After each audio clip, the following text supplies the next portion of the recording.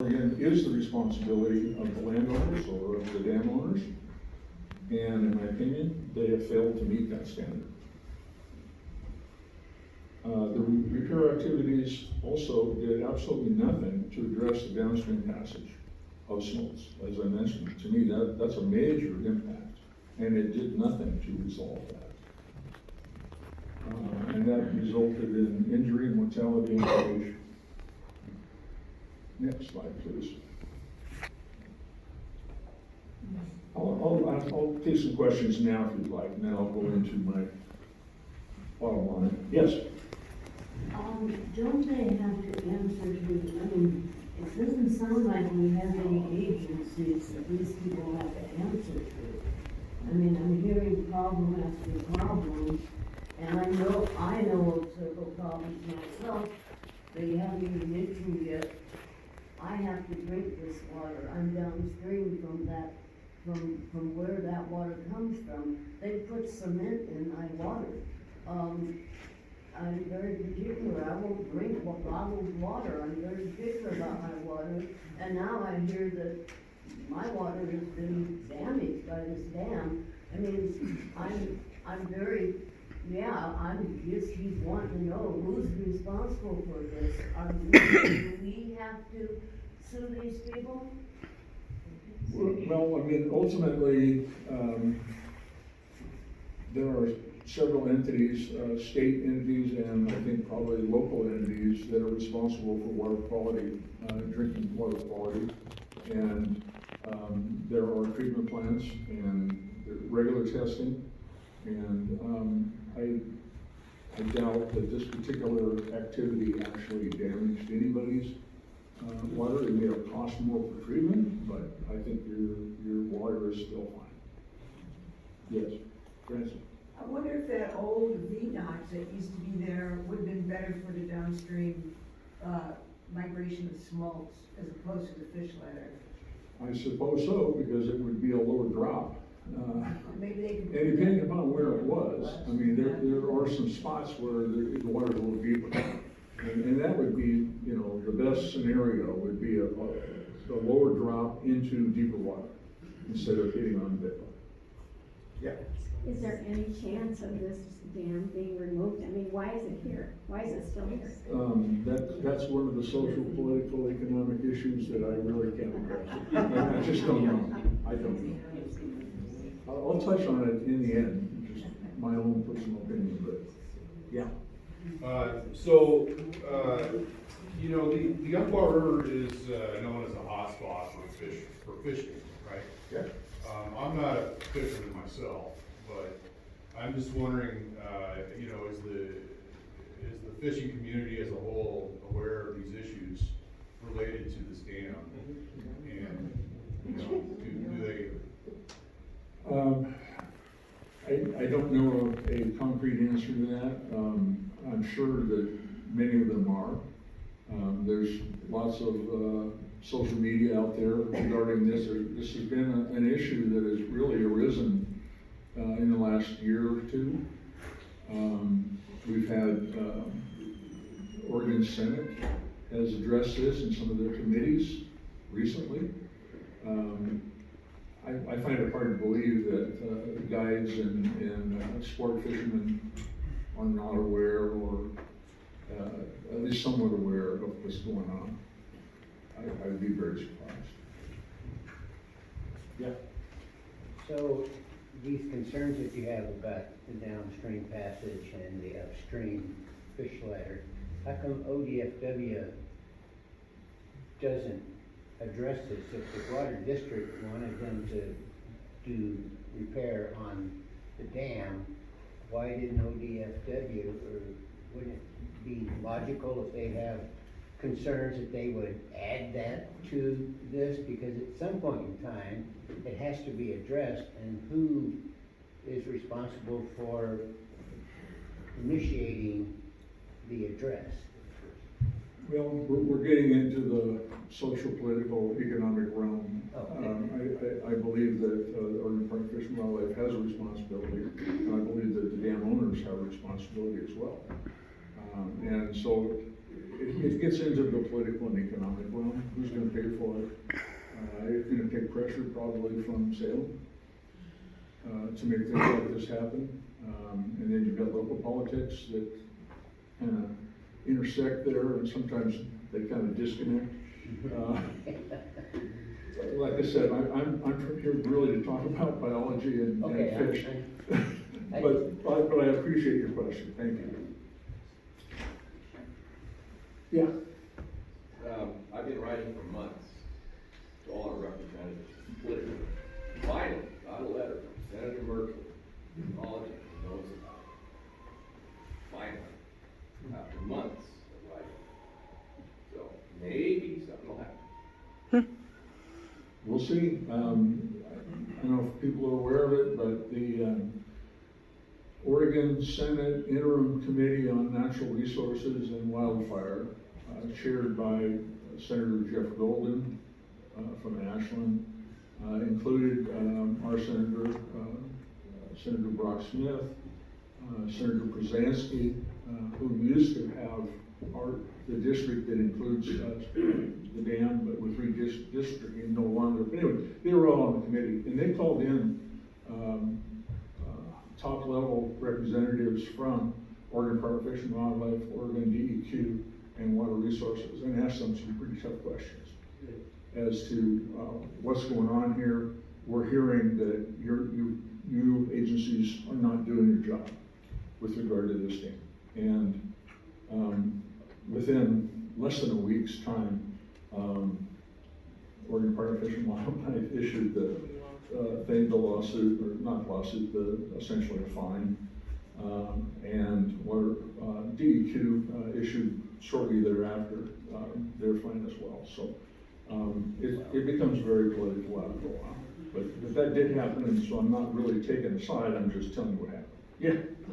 As usual with government, they're quick to respond after the fact. I'm amazed that it made it through 6 regulatory agencies without them recognizing the inadequacy of the plan, that nobody blew the whistle in the permit process. Because obviously there are many issues that were never addressed or just ignored. Well, I can tell you that a number of conservation organizations have formed a coalition, and they've been very active in writing letters, giving testimony before commissions and boards on the very issue for at least the last 2 years. And I think that helped elevate the worthiness of this to of the public's understanding of it. And but government works slow, and so that's all I can tell you. Yes. What's the name of that coalition? It doesn't have a name.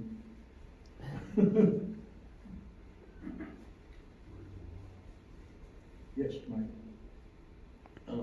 Jeff, do you know if it's true that our Senator, Brock Smith, his only comment during this presentation made by the 3 agencies was that he felt it necessary for him to protect the dam owners?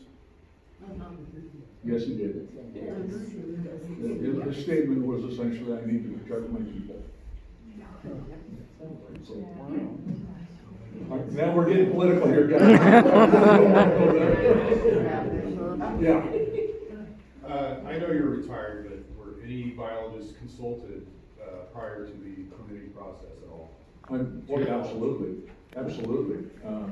Oregon Department of Fish and Wildlife had a big role in that committee, and that was made up primarily of biologists at different levels, local as well as probably state, in Salem. Oh yeah, there was biologists involved. Yes. I got a kind of a theoretical question, just your opinion. What is the trade-off between the value that the dam is providing for the habitat for these lamprey juveniles especially, versus the risk and damage to the rest of the fish population?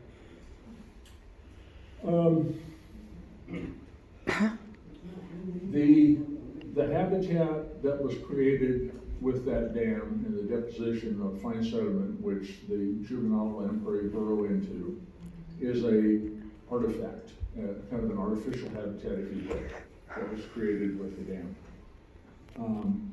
At the same time, it precluded the upstream passage of tens of thousands of adult lamprey that would otherwise be going throughout a huge area, 160 plus miles of stream habitat. And so a lot of that is not being used at all. And I think that the amount of habitat and production from what's underneath, underneath Winchester Dam, is probably a small portion of the total possible habitats within the rest of the upper basin. Yes. Yeah. I remember reading in the news review that, an argument that the dam provides, benefits to the fish, because it gives them a place to sort of, I mean, I'm paraphrasing here because it's been a few months since I saw it, but it gives them a place to sort of chill out and hang out and be cool for a while. Can you speak to that at all? I don't believe that that's true. It obviously has an adverse impact overall. Yes. There are plenty of places naturally within the river for those fish to rest. The North Umpqua is a pool riffle type of system, and there are lots of places, and those fish have adapted to that. They don't need a fish ladder to make it 111 miles from the ocean to river forks. You know, and they've got things like Crow Rapids and Smith Ferry Falls and places like that. They can make it over, and they can rest. I don't think that it's a benefit at all.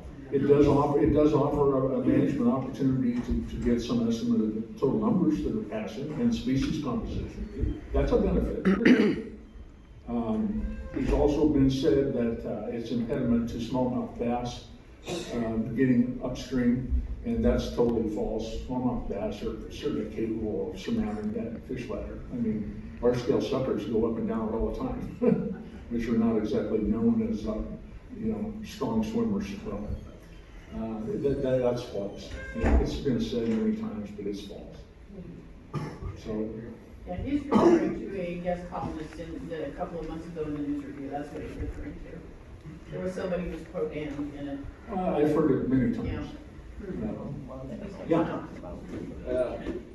Jeff, I was an engineer on our service on the Umpqua, and you know as well as I do, we spent millions above that dam, right, on fish passage, on replacing culverts, on building bridges, millions. You guys don't understand. And we got that one object right there. And the millions of dollars we spent above it, right?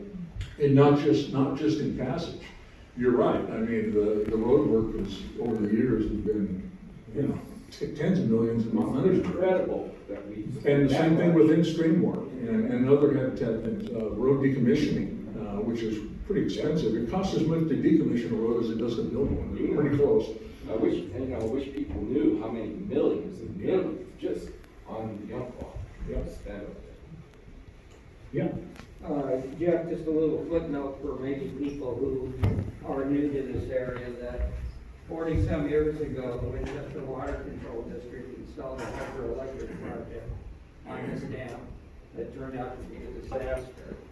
And grassroots, local people are able to finally get that removed. Yeah, a Canadian company called Electra put in 2 low-head generators adjacent to where the fish ladder is now, in the 80s, mid-80s. They actually installed them, and I think they operated for a year or 2, and public outrage because they were killing juveniles.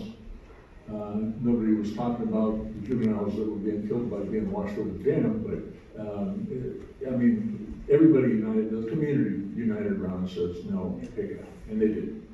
I I personally crawled the screens inside the powerhouse and picked the fry out of the holes in the Is that right? screens that were being impinged there when they dropped the water through to the turbines. Yeah. And also, we had adult fish coming under the gate, and they were being hit by the turbine blades. And there's, that's been recorded and photographed of that damage too. If you were very wealthy, and assuming the dam could not be taken out, if that was, what would be the first things you would do to mitigate the problem that fish face going downstream? If I was very wealthy and was inclined to fix that dam, and I'm gonna get to that in my closing, I'm almost there, but I would first of all invest in a collection and passage facility for juveniles downstream, similar to what is at Soda Springs Dam now. It was constructed as part of the relicensing of the North Umpqua Hydropower project. It's evaluated and monitored very closely by Oregon Department of Fish and Wildlife. And they look for everything from mortality, of course, but also looking at things like descaling of juveniles that are going down. They also have a mechanism to allow pre and post spawning steelhead to safely cross that dam and get downstream. As you know, steelhead don't necessarily die after spawning, and many of them, they're called kelts. They head downstream. Some of them make it back to the ocean and make a second spawning run. Not many, but some do. So anyway, they're capable of allowing that at Soda Springs. So I would do something like that. And I would also put the fish ladder up to modern standards where the thowwag is, or in the right place. Those are the two things that I would do. Yeah. Someone here made a comment that they were disappointed that the project made it past the agencies. And I just want to point out to everybody, this is nothing new. This is just, the same thing happened about 10 years ago. They drew the dam down, there was a mass kill of lamprey. So it's not like they didn't see this coming, or shouldn't. Yeah, 2018 was the last time they did maintenance or repair.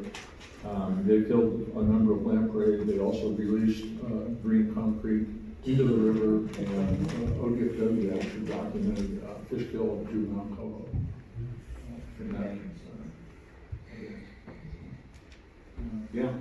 And the dam is so old that it is required regular and routine repair and maintenance just to keep it working and keep it from basically falling down. And I think this latest repair probably really did improve the structural part of it. There's a lot more steel in there now than there used to be.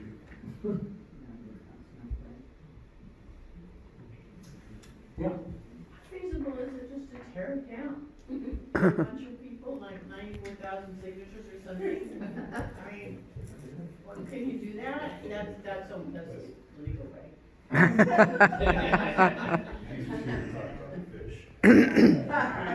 Yeah, I'll address that. Any more questions about the difference between the presence of the dam and the repair and how they, interconnect? Yeah, Francis. Does the dam provide any benefits to any non-human entity at all? Are there any benefits to the dam at all? Well, certainly avian predators have benefited. Mergansers, if you go out there right now, you'll probably see, a half a dozen or so mergansers swimming around above the dam. You go out there in March or April, when the juveniles are out migrating, you'll see dozens of them.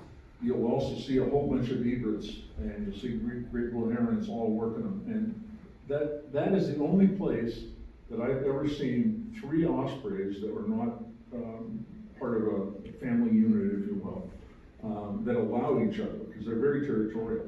But the fishing was so good that there were 3 ospreys working that at the same time. And there were 2 nests, one upstream, one downstream, that I'm aware of. I'm sure that's where they were coming from.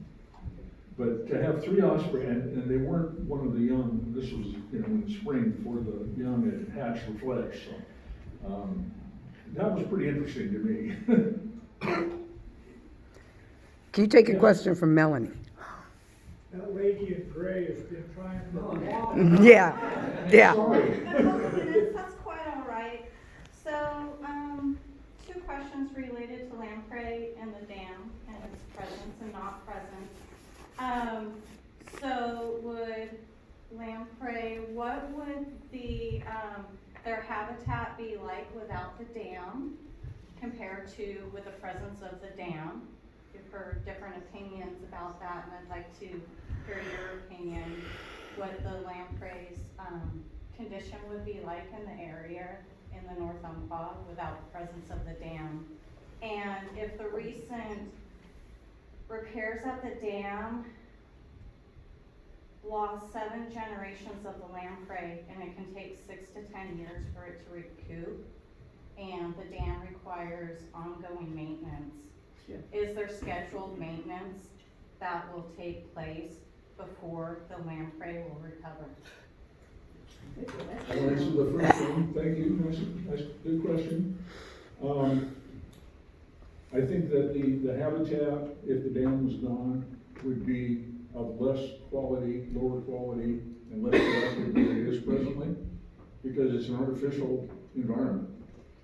Because the dam there, it slows down fine sediments and makes that fine sediment deposition.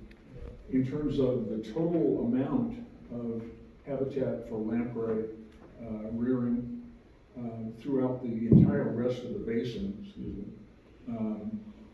it is probably a very small proportion of what is totally available. So the habitat would be lowered, habitat quality would be less without the dam. But passage of adults throughout to the entire rest of the basin would be of great benefit. And more natural.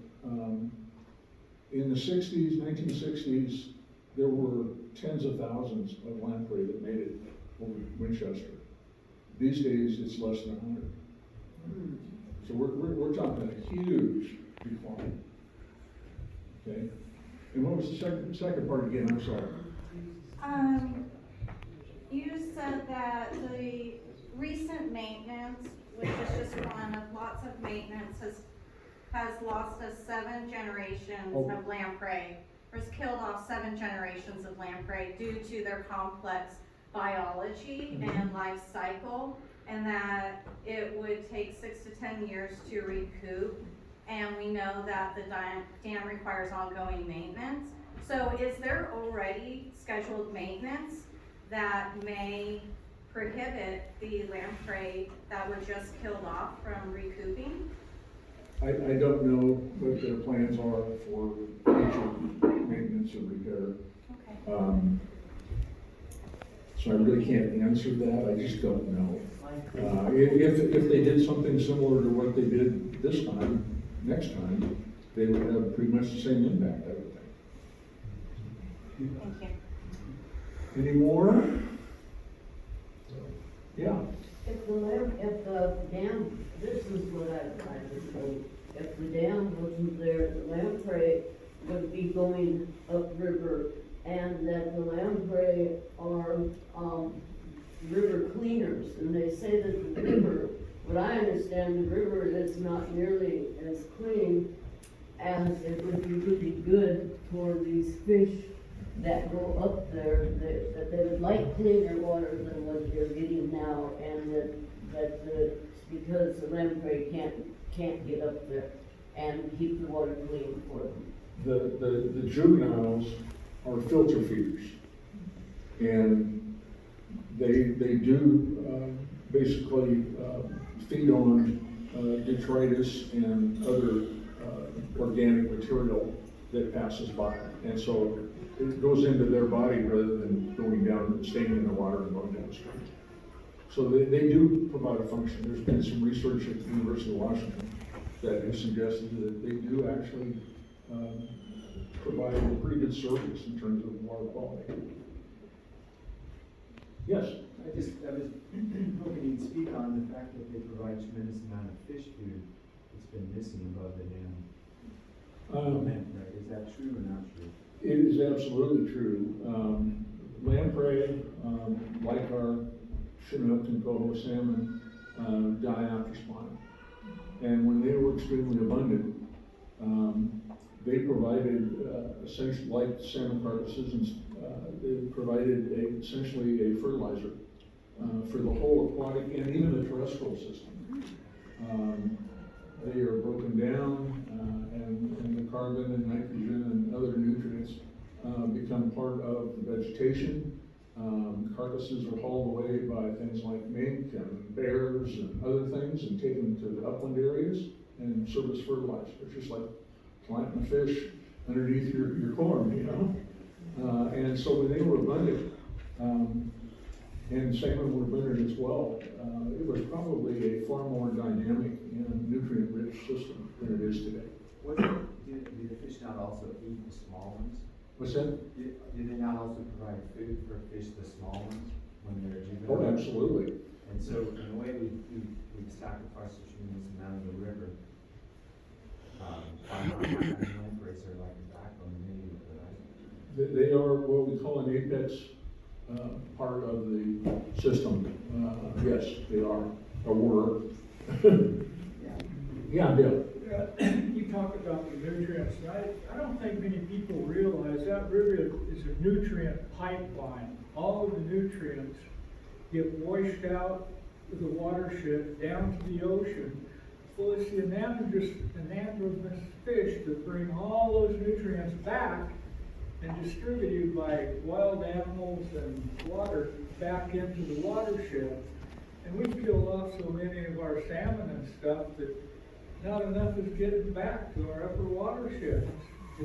It's something that, to me, is critical. Yeah, I mean, most of those organisms do not feed once they leave the ocean. They almost all survive on stored resources that they accumulated while they were in the ocean.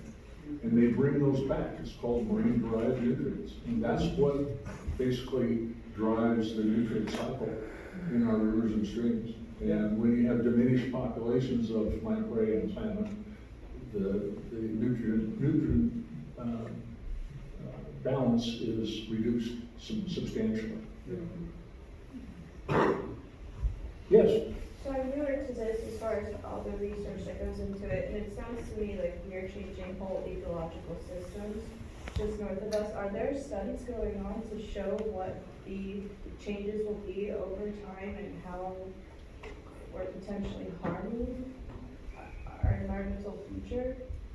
Well, the management agencies, U.S. Forest Service, Oklahoma National Forest, which I worked for many years, and Roseburg BLM, and private landowners and the Oregon Department of Fish and Wildlife all have a role in understanding and trying to conserve and restore all of the watershed processes and functions. And things are turning around in some places a little bit, but it takes time. And even if you stop some of the activities that had adverse impacts, like clear cutting next to streams, building roads on floodplains, things like that. Even if you stop that, it still takes time for trees to regrow, for vegetation to come back. I mean, and so it takes time, and there's a very strong social and economic impact between those two things. It's a natural resource that can be monetized, and that's going to give people incentive to monetize it. And that's part of what we live with. So, yeah. Yeah, Tom. Why don't we let Jeff finish the rest of his presentation? Very much. And then you can ask some questions, because Yes. he has a really, his last slide is very important. The very last, not this one, but the one after. Okay, I guess my bottom line is that repair activities had multiple adverse impacts, short term, but they were very substantial. to fisheries and aquatic ecosystems of the North Umpqua, and that was well documented by the Department of Fish and Wildlife and the Oregon Department of Environmental Quality. The repair activities had very little or no improvement of documented adverse impacts from simply the presence of the dam. Those things remain. The activities may have actually made things a little worse in terms of there are now obstacles, not obstacles, but parts of the face of the dam that if a fish falls, that could now hit and be injured that wasn't there previously. And that's about the only one. That's probably not the biggest impact. Activities may have actually made things worse, okay, I said that. If we were to restore abundant runs of our native salmon and steelhead, all factors, including Winchester Dam, and providing upstream and downstream passage under modern conditions, it will be needed to do that. But we also need to address all the other factors and take into account climate change, which is going to happen, is happening. And we need to put all those into the mix of how we're going to resolve this if we're going to have abundant wild populations of our native salmon and steelhead and Pacific lamprey. And short of, really there's two alternatives, and I mentioned it earlier. One is correct the facilities, construct the facilities to modern standards at Winchester Dam, and the other alternative really is only removing it. To me, there's two alternatives. So that's my conclusion. Next one, please. Now we've had such a happy time talking about, not talking about politics, but trying to avoid it. I had to put that up there just to kind of, lighten the mood a little bit. That's my puppy, Abby, so. I will answer any other questions.